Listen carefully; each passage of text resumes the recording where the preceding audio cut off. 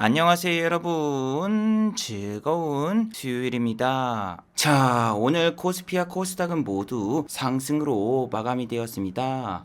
오늘 코스피 지수는 플러스 1.99% 상승으로 마감이 되었습니다. 장 초반부터 코스피는 이렇게 상승으로 출발했고 장중 후반까지 상승세가 이어지는 모습을 보여주었습니다. 자, 오늘은 러시아에서 우크라이나에 주둔해 있는 일부 병력을 철수했다는 뉴스 때문에 세계 증시가 이렇게 모두 다 급등이 나왔고, 현재도 유럽 증시 같은 경우에는 이렇게 모두 다 상승으로 출발하는 모습을 보여주고 있습니다. 자, 그런데 오늘은 미국에서 FOMC 회의 의사록이 공개되는 날입니다. 자, 이런 상황에서 내일 한국 증시는 어떤 모습을 보여줄까요? 오늘 이 시간에 한번 알아보도록 하죠.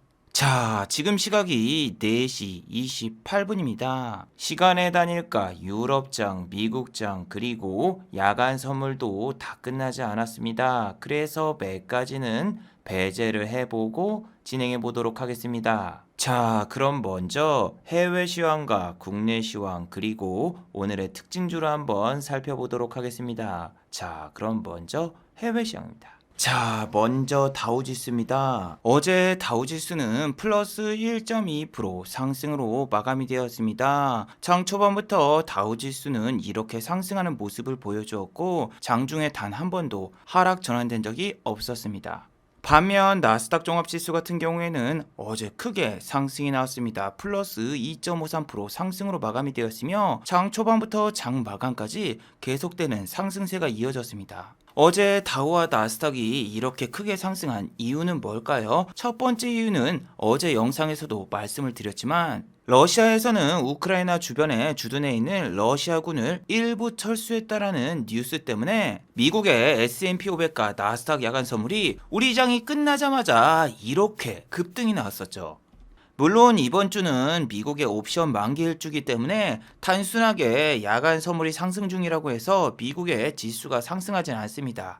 하지만 어제 미국의 다우와 나스닥은 개장하자마자 이렇게 1% 이상 갭이 뜨면서 출발했고 장 막판까지도 아주 좋은 모습을 보이며 마무리가 되었죠. 하지만 한국 입장에선 정말 너무너무나 억울했죠. 왜냐면 어제 코스닥 같은 경우에는 1% 이상 하락이 나왔고 코스피도 마이너스 1% 이상 하락으로 마감이 되었는데 중국의 상하이 종합지수 같은 경우에는 어제도 오르고 오늘도 올랐단 말이에요. 그래서 어제 주식 커뮤니티에 이러한 짤방이 돌아다니고 있었죠. 러시아의 푸틴에게 이런 전화가 왔습니다. 카카, 지금 한국 증시가 끝났다고 합니다. 그래? 그럼 한국의 콜옵션을 대량으로 매수하고 군대를 철수시켜. 아니, 어제는 우리나라 증시만 박살이 나고 전 세계 증시가 이렇게 불장이니까 너무 답답하고 미치겠더군요. 자, 그리고 어제 DC인사이드 해외 선물 갤러리는 난리가 났죠. 미국의 바이든 대통령이 2월 16일 날 전쟁이 일어난다라고 선포를 해서 풋옵션을 대량으로 매수했는데 전쟁이 발생되지 않자 투자자들은 이렇게 이야기를 하죠. 야, 러시아가 침공을 안 한다고 하니까 어쩔 수 없다. 니네라도 우크라이나를 침공해라. 자, 그러자 어제 미국의 바이든 대통령은 이렇게 이야기했습니다. 아니, 우리는 아직까지 러시아가 병력을 철수했다는 소식을 들은 적이 없고 러시아에서 병력을 철수했다라고 인터넷에 나돌고 있는 사진에 대해서는 아직까지 진위 여부가 확인되지 않았다. 이렇게 공식적으로 발표를 했습니다. 아니, 왜 저 이야기를 한국 증시가 개장된 다음에 이야기를 하는지 모르겠습니다. 그래서 오늘 아침부터서 미국의 S&P 500과 나스닥 야간 선물이 이렇게 하락으로 출발했죠. 자, 그래서 코스피와 코스닥 같은 경우에는 아침부터 1% 이상 급등이 나왔고 코스닥 같은 경우에는 무려 플러스 3.51% 상승이 나와도 시장에 참여자가 없습니다. 지수가 1% 이상 상승이 나와도 개인 투자자는 고작 300억밖에 매수를 하지 않았고 코스닥 같은 경우에는 반대 매매로 인해서 아침부터서 오후장까지 계속되는 매도만 출현했습니다. 자, 오늘 보시면은 코스닥 같은 경우에는 신용 잔고가 약 100억 정도 줄어든 걸 보실 수 있습니다. 여러분, 정말 무서운 게 뭐냐면은 명절이 끝나니까 갑자기 사람들이 또 신용을 써가지고 이렇게 코스닥을 대량으로 매수를 합니다. 지수가 빠질 때마다 여기가 저점이겠지 신용으로 매수를 했는데 결국에는 오늘 이렇게 반대 매매 나갔잖아요. 에이, 천재님, 저기서 신용 쓰신 분들이 수익으로 나갔을 수도 있잖아요. 이렇게 생각하시면 안 되죠. 왜? 코스닥 같은 경우에는 지금 일주일 동안 얼마가 빠졌습니까? 지수 자체가 6%가 빠졌어요. 6%. 상승과 하락 종목을 보세요. 무려 하락 종목이 매일매일 1000종목이 넘어. 4일 전에 코스닥 종목을 매도를 하셨으면 기본 마이너스 최소 10% 이상 손실 중입니다. 그럴 경우에는 신용 반대 매매가 무조건 출현하기 때문에 버티지 못하고 오늘 지수가 상승해도 결국에는 반대 매매 당해버리고 말죠. 코스닥의 어떠한 종목을 클릭해봐도 이렇게 기본 마이너스 10% 이상 하락이 나왔고, 오늘 이렇게 5% 10%막 반등이 나와도 본인들이 샀던 자리에 본전도 오지 않는 경우가 대부분이에요. 지금은 여러분 신용 쓰면 망해요. 여러분들이 지금 요렇게 반등이 나온다고 해서 여기서 수익을 많이 챙길 수도 없고, 중요한 건 지금 이 자리에서도 불확실성이 아직도 많이 내재 있는 자리이기 때문에 개인 투자자분들이 쉽게 주식을 매도할 수가 없죠. 그 증거로 오늘 코스피와 코스닥 개인 투자자는 이렇게 대량 매도를 했습니다. 특히 개인 투자자의 비중이 높은 코스닥 같은 경우에는 코스피보다 훨씬 더 매도세가 강한 모습을 보여줬죠. 그리고 러시아 같은 경우에도 병력을 전부 철수한 게 아니라 일부 병력만 철수를 했고, 아직까지는 시장에 불확실성이 확실히 내재되고 있죠. 와, 근데 여러분, 이게 진짜 거리감이 느껴지는 게 이 러시아의 푸틴이랑 미국의 주무관인가요? 이렇게 담당자끼리 얘기를 하는데, 와, 여기서 여기까지 거리가 몇 센치야? 그래서 러시아의 병력들이 아직도 우크라이나에 주둔하고 있고, 나머지 병력들이 아직 안 철수했기 때문에 안철수 씨 관련주 써니전자는 이렇게 오늘 상승하는 모습을 보여줬습니다. 만약에 러시아가 병력을 일부 철수한 게 아니라 전부 다 철수했었으면은 오늘 안철수 씨 관련주 같은 경우에는 상당히 위험했는데, 안철수 씨 테마주 2등주인 알렙도 오늘 플러스 1.93% 상승하는 모습을 보여주었고, 외국인과 기관의 동반 양 매수가 들어왔죠. 오늘 같은 경우에는 우크라이나발 호재 뉴스 때문에 석유라던가 철광석 혹은 유가 관련주는 모두 다 이렇게 하락하는 모습을 보여주었고, 반대로 어닝 서프라이즈가 나왔던 HMM, 현대상성 같은 경우에는 오늘 같은 날에도 1%도 상승하지 못했습니다. 그런데 어제 장이 끝난 다음에 유럽 증시가 급등이 나오고 미국의 야간 선물이 이렇게 급등이 나오니까 시간의 단일가로 현대상선을 어마어마하게 매수를 하더군요. 개인 투자자분들이. 그리고 중요한 게 시간의 단일가에서도 HMM 같은 경우에는 크게 상승이 나와서 어제 시간의 단일가에서 매수를 하신 분들 같은 경우에는 오늘 아침에 탈출을 하지 못했었으면 오늘 또 물리셨죠. 특히 오늘 같은 경우에는 장 시작한 지 3분 만에 이렇게 하락 전환이 되었기 때문에 오늘 같은 경우에는 조금 당혹스러우신 분들이 상당히 많았을 거예요. 어제 같은 경우에도 실적 발표를 한 다음에 장 초반에 3분 동안은 약간의 상승을 보여주다가 이렇게 다시 하락 전환이 되려고 하다가 9시 30분까지는 올려줬기 때문에, 야, 이거 어제처럼 또 장 초반에 살짝 빼다가 9시 반부터서 다시 올리겠지, 이렇게 생각하신 분도 상당히 많았을 거예요.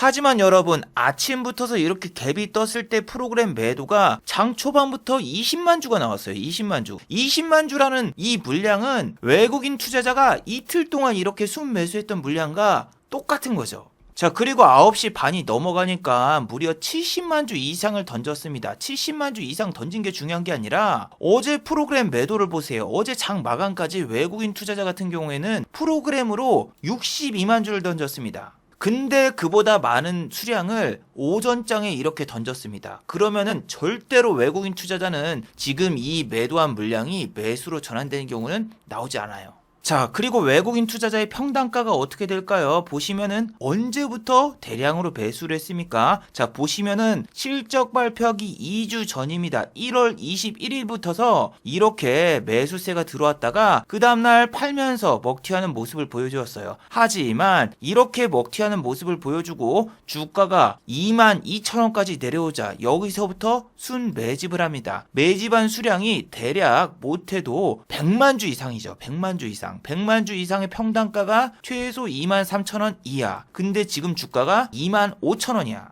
그래서 종목 토론방에 가보시면은 외국인 투자자가 미쳤다고 여기서 여기까지 15%밖에 되지 않는데 15%밖에 안 먹으려고 주식을 매도하겠나? 예, 매도합니다. 왜? 외국인 투자자가 본격적으로 매집하면서 주가가 오를 때마다 공매도가 폭발적으로 증가합니다. 자릿수 자체가 달라요. 실적 발표 이전에 주가가 급등할 때마다 공매도 수량이 늘어나고 실적 발표된 날에는 올해 들어서 가장 많은 공매도가 발생되었고 오늘 같은 경우에는 어제보다도 더 많은 공매도가 발생되었어요.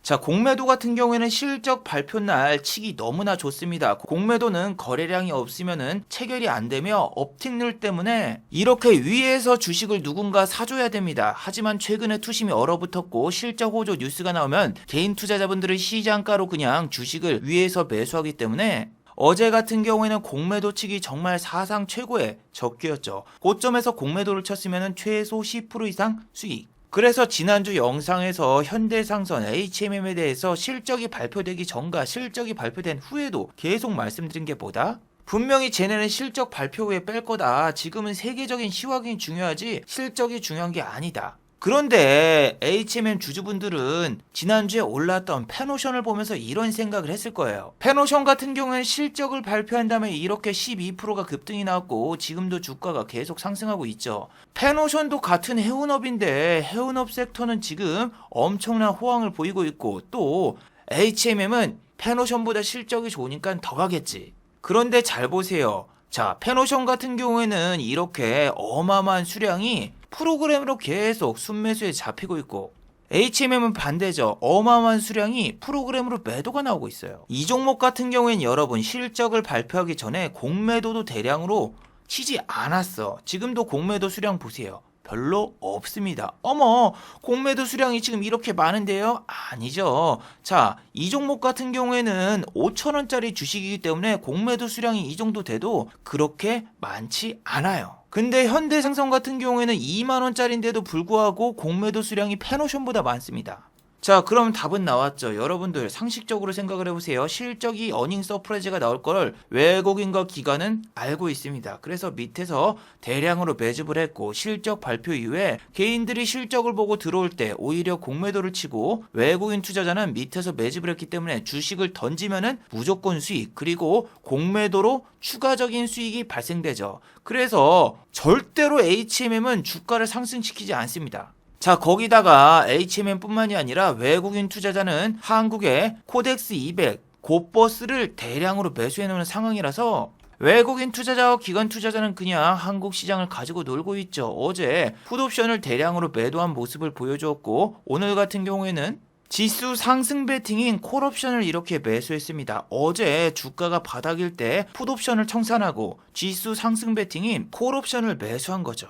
그래서 여러분들이 지금 주식에 물려 있으면은 네이버 종목 토론방에 들어가셔서 이런 찬티 글을 정말 조심해야 됩니다. 솔직히 찬티들은 공매도 알바 같아요. 공매도 알바들 같은 경우에는 누군가 주식을 사줘야 되기 때문에 일부러 여러분들을 꼬시는 그런 역할을 하는 존재인데 자, 종목 토론방에 가면 이런 글이 상당히 많습니다. 외국인과 기관이 밑에서 매집한 수량이 있는데 고작 이것만 먹고 나간다고? 아니야, 앞으로 더 산다. 이렇게 이야기하는 글과 야, 거래량을 봐라. 지금 거래량이 사상 최대다. 아직 세력이 빠져나가지 못했다. 아니 여러분 요즘 주식들을 거래량 가지고 이야기할 게 없는 게 세력 같은 경우는 이렇게 보세요. 고점에서 다 차익 실현하고 누가 봐도 양매도하고 빠져나갔잖아요. 그리고 세 번째로 이런 거 외국인 투자자가 이렇게 주식을 별로 매수도 안 했습니다. 18만 주 하면 여러분 3천만 원밖에 되질 않아요. 왜냐면 2천원짜리니까. 그리고 기관 같은 경우는 고작 뭐 400주, 1000주 이렇게 매수해봤자 이거 200만 원 약간 넘습니다. 그런데 종목 토론방 가보면은 이렇게 적은 수량의 매집 갔다가 외국인 기관이 쌍끝이 매수했다. 개인만 털렸네. 털린 게 아니죠. 그리고 마지막으로 이렇게 S&P 500과 나스닥에 간 선물이 급등이 나오니까 오늘 같은 경우에는 시장이 안 좋아서 주식이 안 올랐다. 내일 폭등할 것이다. 지금 주식을 사야 된다. 하면서 시간에 매수를 꼬시는 분들이 상당히 많아요. 네이버 종목 토론방은. 그런데 반대로 생각하셔야죠. 어제 같은 경우에는 대부분의 종목들이 다 하락을 했는데 HMM 같은 경우에는 1%라도 상승이 났어. 하락 안 한 게 다행인 거죠. 이건 굳이 HMM 뿐만이 아니라 현대차도 보세요. 어제 현대차 같은 경우에는 2.27% 상승으로 마감되었단 말이에요. 코스피 지수가 이렇게 1% 이상 하락이 나왔는데 저 정도면 엄청나게 많이 오른 거죠. 그래서 어제 현대차 같은 경우에 2% 이상 올랐었는데 오늘 같은 경우에는 2.77%까지 상승했다가 이렇게 보합세까지 밀리면서 마감이 되었죠. 그리고 여러분 설마 했는데 역시나네. 어제 같은 경우엔 JP모건이 13만 주를 매수했었거든요. 근데 오늘 이렇게 매도하고 튀었어. 자, JP모건에 대해서는 제가 영상에서도 많이 설명을 해드렸지만 전날에 대량으로 JP모건이 매수한다? 그럼 그 다음날 아침에 갭 뜨잖아요. JP모건은 전부 다 매도하는 아주 그지같은 습성이 있습니다. 그런데 오늘 코스피와 코스닥 대부분의 종목들이 이렇게 JP모건의 대량 매수가 잡히면서 장이 마무리가 되었습니다. 그래서 여러분 정말 최악은 생각하기 싫지만 오늘처럼 이렇게 JP모건이 대량으로 매수한 종목들은 만약에 오늘 또 유럽과 미국 증시가 상승으로 마감이 되고 코스피와 코스닥이 오늘처럼 이렇게 아침부터 갭이 뜨면은 현대차처럼 오늘 그냥 아침부터서 냅다 던져버리지 않을까요? 물론 이러한 증상은 여러분 우리나라뿐만이 아닙니다. 나스닥도 보시면 어제 장 초반부터 1.50% 상승으로 출발했고 거래량을 보시면은 상당히 적은 거래량으로 이렇게 갭이 떴어요. 그리고 나스닥의 종목들이 이렇게 9%대 급등이 나와도 외국 주식도 똑같이 고점에서 공매도가 이렇게 폭증하면서 어제 엔비디아의 주가는 크게 상승이 나왔지만 그 거래량의 절반 이상이 공매도였죠. 우리나라도 마찬가지입니다. 미국처럼 시작하자마자 코스닥은 2.10%의 갭이 떴고 종가가 플러스 4.5%입니다. 어마어마하게 상승한 것 같지만 거래량을 보시면은 정말 거래량이 적어요. 그리고 코스피, 코스닥의 종목들이 크게 상승했기보다는 코스닥 같은 경우에는 셀트리온 헬스케어, 셀트리온 제약, 그리고 펄어비스 같은 이런 대형주 위주로 대량으로 매수를 해서 코스닥 지수 자체만 이렇게 뻥튀기가 되면서 너무 크게 올라갔거든요.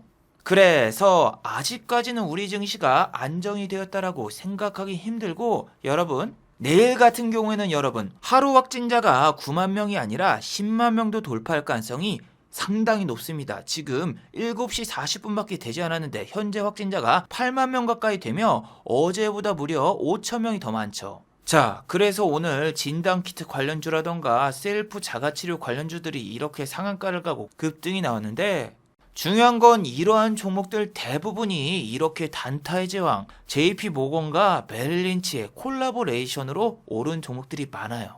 그 뜻은 여러분들이 내일 확진자가 10만 명이 돌파했다는 뉴스를 보고 자가진단 키트라던가 셀프 자가치료 저런 관련주를 매수하면은 얘네들이 그동안 모았던 물량을 한꺼번에 그냥 다 던져버릴 가능성도 꼭 생각을 해두셔야 됩니다. 자, 그리고 어제 제지주에 대해서 여러분들께 말씀을 드렸는데 저는 오늘 확진자가 오늘 10만 명을 넘을 줄 알았는데 오늘은 안 넘더군요. 그래서 그런가? 어제 대장주였던 무림페이퍼 같은 경우에는 오늘 아침 10시 30분에 이렇게 크게 상승이 나왔습니다. 하지만 저 상승은 3분도 못 버티고 이렇게 다시 주가가 하락 전환이 되었습니다. 자, 그런데 여러분 아침에 무림페이퍼의 프로그램 매수 매도를 보셨나요? 아침에 무림페이퍼 같은 경우에는 전날 크게 상승을 했기 때문에 오히려 하락으로 출발했고 이렇게 저점에서 외국인의 프로그램 매수가 들어옵니다. 그런데 이 프로그램 매수가 어디까지 들어오나 잘 보세요. 분명히 10시 30분에 슈팅이 나와요. 하지만 슈팅이 나오기 전에 이렇게 밑에서 계속 깔아두고 매수를 하는 거예요. 위에선 안 삽니다. 밑에서만 사요. 자, 그리고 10시 30분에 확진자 급증 뉴스가 나왔을 때 어떻게 됩니까? 프로그램 순매수를 잘 보세요. 예, 순식간에 마이너스로 전환이 됩니다. 이렇게 외국인 투자자가 장중에 프로그램으로 대량 매수가 들어와도 뉴스 띄우고 장중에 전부 다 팔아칠 수 있는 가능성이 상당히 높아요. 그런데 그 중심에는 JP모건이 있습니다. 제지주 같은 경우에도 똑같이 따라갑니다. 왜? 분명히 재택근무라던가 재택치료가 활성화가 되면은 배달을 많이 시키겠고 제지주도 분명히 뉴스 띄운 다음에 아까처럼 먹튀할 가능성이 있기 때문에 무림페이퍼 제지주의 1등주는 어제도 오르고 오늘 또 올랐어. 이게 세력들이 내일 확진자가 10만 명이 넘을 거라고 생각을 하기 때문에 오늘 전부 다 안 던지고 내일 뉴스 띄운 다음에 한 번 더 해먹을 것 같거든요. 그래서 외국인과 기관 투자자 같은 경우에는 코다리 식구 테마주에 이렇게 밑에다 깔아두고 대량으로 매수를 합니다. 자, 무림 SP 같은 경우에는 무림 페이퍼 다음에 제지 관련 2등주입니다. 메릴 린치와 그리고 CS증권이 아침부터 이렇게 매수를 하는데 무림 SP 같은 경우에는 2등주라서 그렇게 크게 상승이 나오지도 않았고 오늘 같은 경우에도 고작 2%밖에 상승이 나오지 않았어요. 근데 무림 페이퍼는 아침에 프로그램에 대량 매도가 나왔다가 다 팔고 튀었잖아요. 근데 얘는 장중에 계속 보니까 매집만 하고 있어. 와, 그럼 지금 이거 1%대 매수해서 내일이라던가 오늘 플러스 한 5% 정도 슈팅 나오면은 여기다 팔고 튈까? 이 생각을 했지만 미국의 야간 선물이 장중에 이렇게 계속 하락 중이라서 오버나이트하는 거는 너무나 위험하다고 생각을 했어요. 무림 SP 같은 경우는 신풍재지라던가 무림 페이퍼는 어제 상승으로 마감이 된 반면에 얘만 마이너스로 마감이 되었어요. 이 주식 같은 경우에는 거의 품절주 형식의 주식이죠. 거의 주식 발행수를 보시면은 시장에 유통되는 주식이 별로 없어요. 반면 무림 페이퍼 같은 경우에는 유통 주식수가 무림 SP에 비해서 2배입니다. 그런데 여러분 정말 이상하죠. 무림 SP 같은 경우에는 상한가를 보내기 너무 쉬운데 어제 상한가를 보내지 않았고 무림 페이퍼는 어제 장중에 상한가도 터치했습니다. 왜 그럴까요? 돈을 덜 쓰고 저쪽을 상한가 보내면 되는데 이쪽을 상한가를 보냈어. 그건 여러분 너무나 간단해요. 유통 주식수가 너무 적으면은 세력들이 크게 차익 실현을 할 수가 없습니다. 유통 주식수가 어느 정도 돼야지 쟤네가 먹튀를 해도 크게 차익 실현을 하는 반면에 중앙 에너비스라던가 무림 SP 같은 경우에는 유통 주식수가 너무 없어서 이런 주식은 세력들도 많이 매집해봤자 크게 수익을 내기 힘들죠. 그래서 중앙 에너비스 같은 경우에도 상한가를 꼭 가려고 하면은 이렇게 고점에서 차익 실현을 해버리면서 밀어버립니다. 왜 이런 현상이 나오냐? 자, 이 종목은 유통 주식수가 너무 적기 때문에 상한가가 잠기거나 상한가에 이렇게 대량의 매수 물량이 쌓이면은 거기서 겨우 던질 수 있어요. 그래서 여러분 너무 유통 주식수가 적은 주식은 건드리지 않는 게 좋아요. GSE 같은 경우에는 중앙 에너비스보다 가격도 싼데 유통 주식수가 중앙 에너비스보다 10배가 많죠. 그래서 중앙 에너비스 같은 경우에는 2월 14일 발렌타인데이에 상한가를 못 갔고 GSE 같은 경우에는 이렇게 상한가를 말았죠. 그래서 주식을 매수하실 때꼭 유통 주식수를 체크하세요. 안 그러면 무림 SP 같은 종목에 계속 당합니다. 이 종목은 상한가를 간 적이 한 번도 없고 보시면 계속 20%에서 종가는 플러스 2%, 여기도 보시면은 플러스 18%까지 올려놓고 종가는 플러스 2%, 어제 같은 경우에는 플러스 25%까지 올려놓고 종가는 마이너스. 계속 똑같은 패턴이 나온 이유는 유통 주식수가 너무 적어서예요. 이런 게 네이버 종목 토론방에 가면은 항상 유통 주식수가 적으니까 적은 돈으로 상한가를 말 수 있다. 이 종목을 사야 된다. 이렇게 꼬시지만 정반대입니다. 하지만 이렇게 이야기하시는 분도 있을 거예요. 천재님, 하나투자증권 우선주 같은 경우에는 유통 주식수가 적은데 하나투자증권은 상한가를 못 가도 이런 종목은 매번 급등이 나오면서 상한가를 가는데 이건 왜 그런가요? 자, 이거는 조금 다릅니다. 자, 지주사하고 우선주로 이렇게 분리되어 있는 주식 같은 경우에는 우선주가 상한가를 가면 지주사의 주가도 같이 따라 움직입니다. 지주사를 저점에서 매수해 놓은 외국인과 기관 이런 세력들이 우선주가 일단 적은 돈으로 상한가를 말 수 있기 때문에 저걸 상한가를 보내놓으면 개인 투자자분들은 우선주 주식을 못 사니까 어쩔 수 없이 지주사의 주식을 사고 그때 고점에서 차익 실현하는 패턴을 쓰는 거죠. 그래서 오늘 유유제약 같은 경우에도 보시면은 이렇게 유유제약을 26% 상승을 시켜 놓으니까 유유제약 지주사 주식 역시 이렇게 상승이 나왔죠. 자, 일단 여러분 내일은 확진자가 10만 명 돌파 뉴스가 나오면서 셀프 자가치료 혹은 진단키트 관련주가 아침에 갭이 크게 상승이 나온 다음에 외국인과 기관이 오늘 양매수를 했기 때문에 차익 실현하는 종목들이 상당히 많이 나올 것 같아요. 그래서 그 다음에 어떤 섹터로 자금이 이동되면서 어떤 주식이 움직이느냐가 중요한데 오늘 같은 경우에는 여러분 게임주 같은 경우에는 크게 반등이 나왔습니다. 하지만 여러분 게임주는 이렇게 크게 반등이 나온 반면에 실적을 발표한 게임주 NC소프트 같은 경우에는 오히려 이렇게 주가가 마이너스 4%대 하락이 나오면서 마무리가 되었죠. 자, 어제 발표된 NC소프트의 4분기 실적은 전년 동기 대비해서 54.51%가 감소된 3,752억이 기록이 되었습니다. 그리고 매출액 같은 경우에는 전년 동기 대비해서 4.44%가 감소가 되었고 당기 순이익 같은 경우에는 32.54%가 감소되면서 어닝 쇼크가 나왔습니다. 자, 그런데 어닝 쇼크의 주요 원인이 바로 마케팅 비용입니다. 최근에 리니지 더블이 출시가 되면서 BJ들에게 10억씩 지원을 해준다라는 뉴스도 나왔듯이 마케팅 비용과 인건비가 어마어마하게 증가가 되었고 이로 인해서 실적이 부진한 것으로 평가되고 있죠. 마케팅 비용 같은 경우에는 무려 2,826억이나 나왔고 인건비는 8천억이 넘습니다. NC소프트는 그나마 오늘 코스피와 코스닥이 장이 급등이 나와서 마이너스 4%밖에 빠지지 않았지만 만약에 어제처럼 장이 안 좋았으면 이 종목은 오늘 10%도 더 빠질 수 있습니다. 그런데 여러분 정말 무섭지 않나요? 작년 같은 경우에는 NC소프트가 무려 100만원이 넘었습니다. 하지만 지금은 얼마죠? 지금은 50만원대도 아닌 40만원대에 진입했죠. 그래서 여러분들이 주식이 버블일 때 절대 전문가들의 말을 믿지 마세요. NC소프트가 무슨 100만원일 때 목표 주가를 120만원으로 잡고 NC소프트가 70만원을 내려오자 저가 매수의 기회다 이렇게 얘기를 했는데 NC소프트는 오히려 50만원대까지 그냥 쑥 빠져버리고 말았죠. 그리고 여러분들이 주가가 이렇게 고점 대비해서 50% 이상 빠졌는데 갑자기 NC소프트가 무려 30% 이상 급등이 나오면서 상한가를 간 역사적인 사건이 있었죠. 그런데 NC소프트가 상한가를 간 이유가 뭐였습니까? 오스템 임플란트의 직원이 2천억을 횡령해가지고 NC소프트의 주식을 매수해서죠.